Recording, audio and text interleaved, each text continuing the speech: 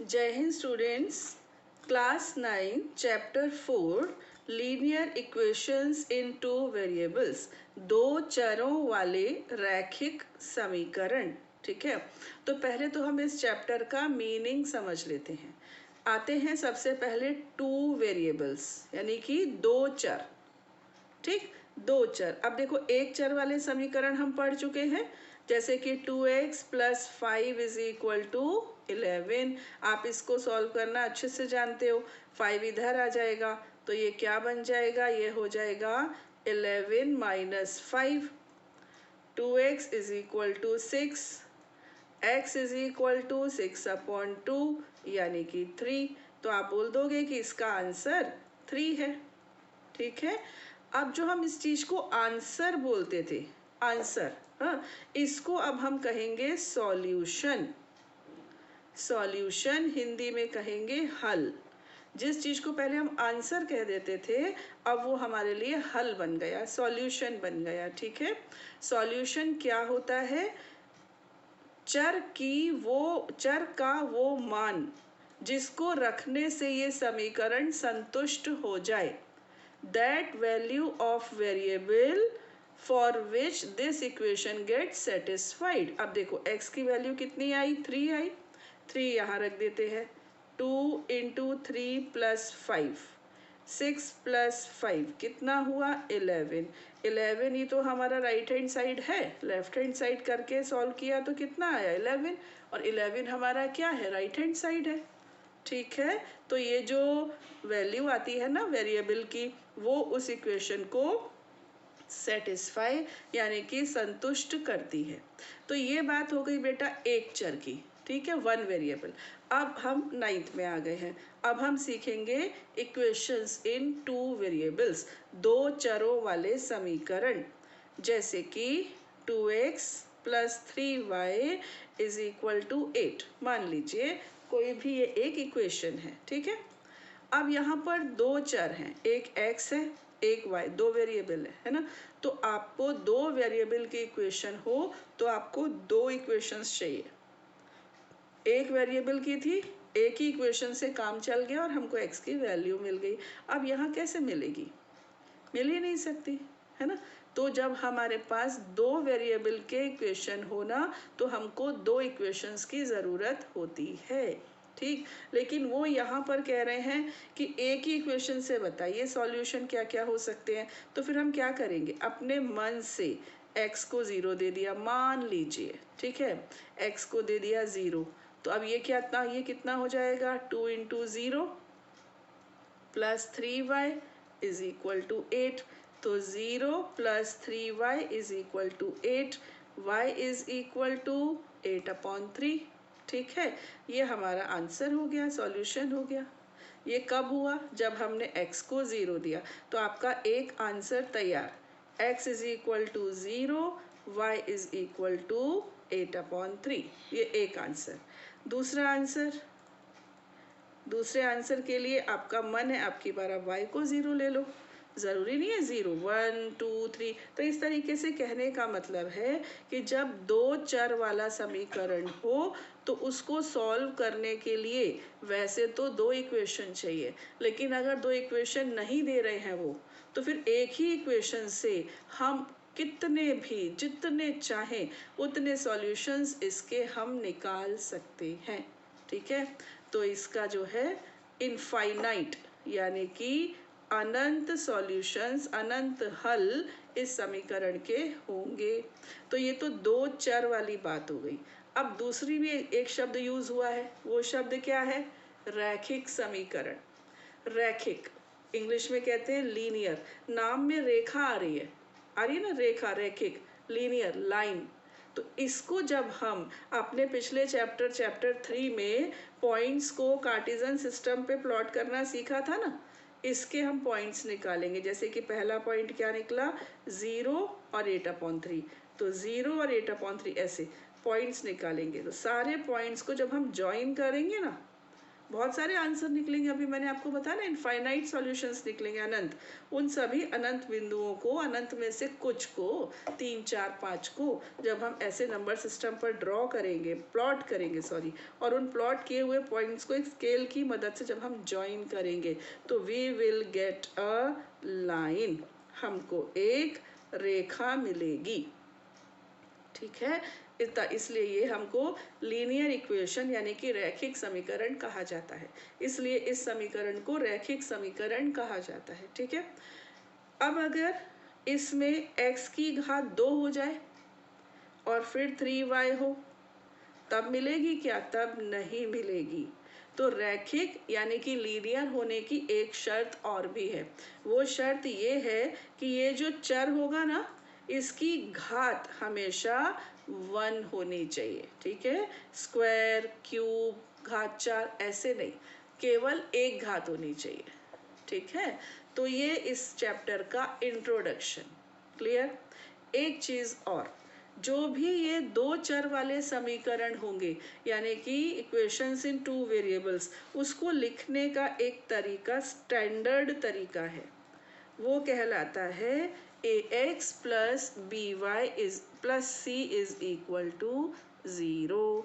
यानी कि एक x है, उसका एक गुणांक है, कोफिशिएंट है, दूसरा एक वेरिएबल y, अभी मैंने x और y में लिया, आप a और b में भी ले सकते हो, आप s और t में भी ले सकते हो। y का गुणांक क्या है? b, यानी कि कुछ y का गुणांक है, और एक स्थिरांक है, स्थिरांक यानी अचर। अब x और y जब हम स्टैंडर्ड इक्वेशन लेते हैं ना, तो हम हमेशा x और y ही लेते हैं। मतलब ये है कि आप इंडिया में स्टडी करके अब्रॉड चले गए, किसी और कंट्री में चले गए, तो ये चीज़ें सिमिलर रहे, ये नहीं कि इंडिया में एक्स वाई लिया, अमेरिका वालों ने ए बी ले लिया, ऐसे नहीं, तो ये बेसिक्स रहते हैं। तो जब भी हम standard equation in two variables यानी कि दो चरों वाले समीकरण की मानक रूप, स्टैंडर्ड फॉर्म को हिंदी में कहते हैं मानक रूप।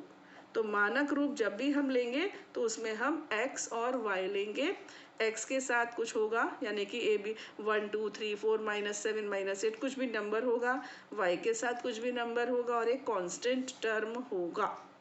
अगर इनमें से एक गायब हो जाए, मतलब ax प्लस सी हो, y गायब, तो अब आप बोलोगे मैडम ये तो फिर एक चर में हो गई, 1 वेरिएबल में, लेकिन वो बोल रहे हैं कि नहीं ये 2 वेरिएबल में ही लिखो, इसको है एक वेरिएबल में, बोल रहे हैं इसको 2 वेरिएबल में लिखो, तो फिर आप क्या करोगे? ax प्लस 0 इंटू वाई, है ना, प्लस सी, क्योंकि मैंने अभी अभी क्या कहा कि y के साथ कुछ ना कुछ गुणांक होता है, तो वो गुणांक शून्य ले लिया, समझो शून्य था, इसकी वजह से गायब हो गया था, तो आपकी जो 1 वेरिएबल की इक्वेशन थी वो 2 वेरिएबल की तरह आपने लिख ली बड़े आराम से। ठीक है, तो इतनी जानकारी काफ़ी है। अब हम एक्सरसाइज 4.1 स्टार्ट कर सकते हैं। 4.1 का पहला क्वेश्चन ये रहा, the cost of a notebook is twice the cost of a pen, write a linear equation in two variables to represent this statement, take the cost of a notebook to be rupees x and that of a pen to be rupees y। Hindi में देख लीजिए, हिंदी हमारी भाषा है और हिंदी में ये चीज़ हमें खिलौने जैसे लगने लगती है। देखिए, एक नोटबुक की कीमत एक कलम की कीमत से दोगुनी है। ठीक है, इस कथन को निरूपित करने के लिए दो चरों वाला रैखिक समीकरण लिखिए। मान लीजिए नोटबुक की कीमत x रुपए और कलम की कीमत y रुपए है, तो यहाँ पर हम लिखेंगे जैसे कि दिया हुआ है, माना नोटबुक की कीमत रुपए x है, ठीक है, तथा कलम की कीमत y रुपए है। ठीक है, let the cost of notebook be rupees x and the cost of pen be rupees y। ठीक है, अब मुझे बताइए कि कंडीशन क्या दी है? कंडीशन दी है कि किसकी कीमत किसकी दुगनी दी है, नोटबुक की कीमत कलम की कीमत से दुगनी है। तो नोटबुक की कीमत क्या है, x, ठीक है, और कलम की कीमत क्या है, y, यानी कि x बराबर 2y। सिंपल, समझ गए। ये नोटबुक है और ये क्या है, कलम। नोटबुक की कीमत कलम की कीमत की दुगनी है, तो x is equal to 2y। Simple. इसके पहले हमें लिखना पड़ेगा according to the given condition, यानी दी गई स्थिति के अनुसार, दी गई स्थिति के अनुसार। क्या निकला आपका result, x is equal to 2y। बस इतना सा हमारा आंसर है। इसको स्टैंडर्ड फॉर्म में लिख सकते हैं, कैसे, 2y को इधर ले आइए, तो x minus 2y is equal to 0, implies by का यहाँ पर साइन आ जाएगा। तो ये आपका फर्स्ट क्वेश्चन कंप्लीट हो गया। Now come to the second question. Second question है एक्सप्रेस, ये देखिए, express the following linear equations in the form ax plus by plus c is equal to 0 and indicate the values of a, b and c in each case। पहले तो इनको standard form में लेकर आओ, उसके बाद ए बी सी की value बताओ। निम्नलिखित रैखिक समीकरणों को ax plus B Y plus C बराबर 0 के रूप में व्यक्त कीजिए और प्रत्येक स्थिति में a, b और c के मान बताइए। तो आपका फर्स्ट पार्ट है 2x plus 3y is equal to 9.35 बार। ठीक, अब ये स्टैंडर्ड फॉर्म में है, थोड़ी थोड़ी है, थोड़ी थोड़ी नहीं है, इसको यहाँ लाना पड़ेगा।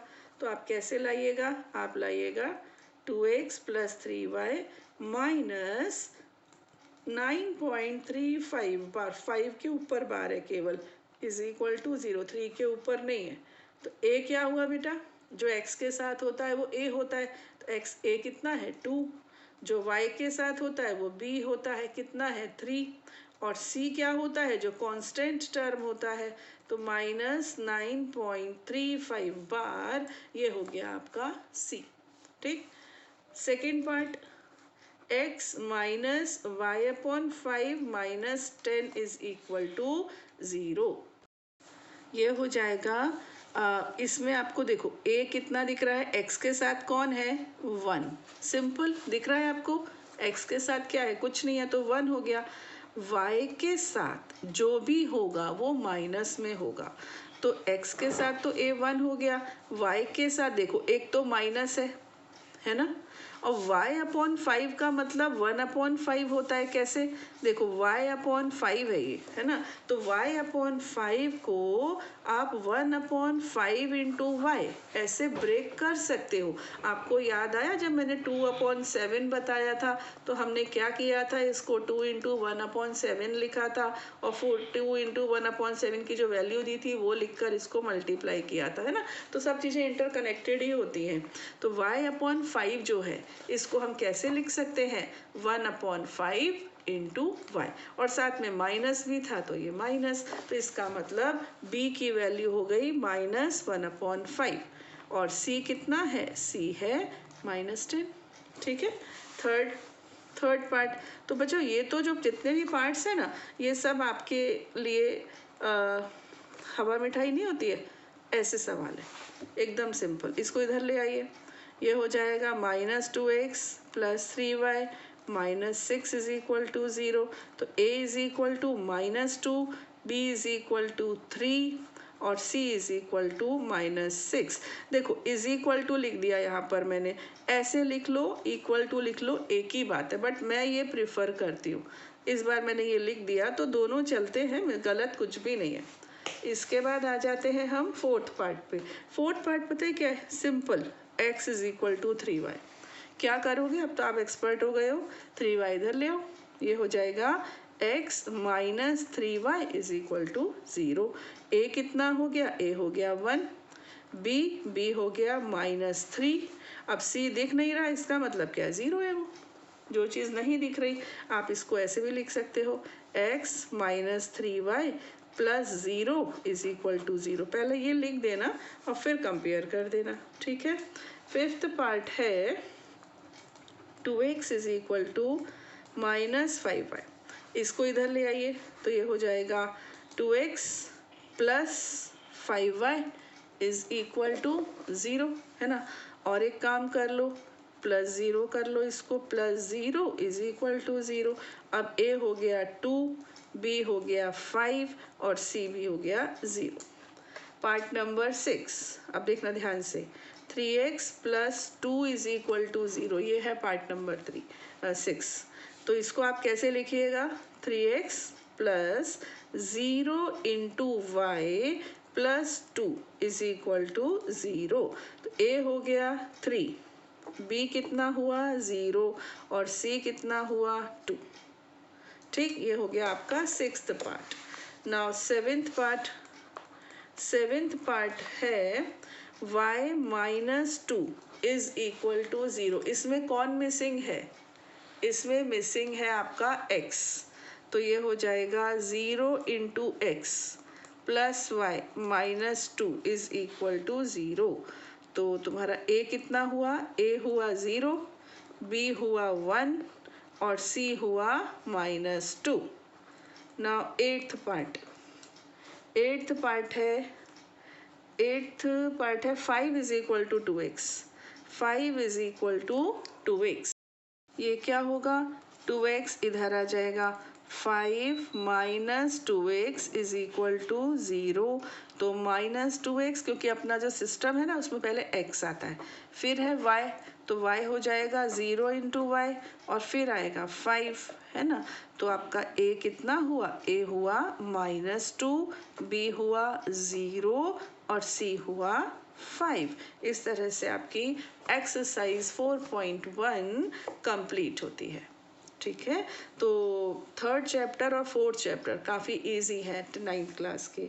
अब हम अगले वीडियो में लेंगे एक्सरसाइज 4.2। तब तक के लिए जय हिंद।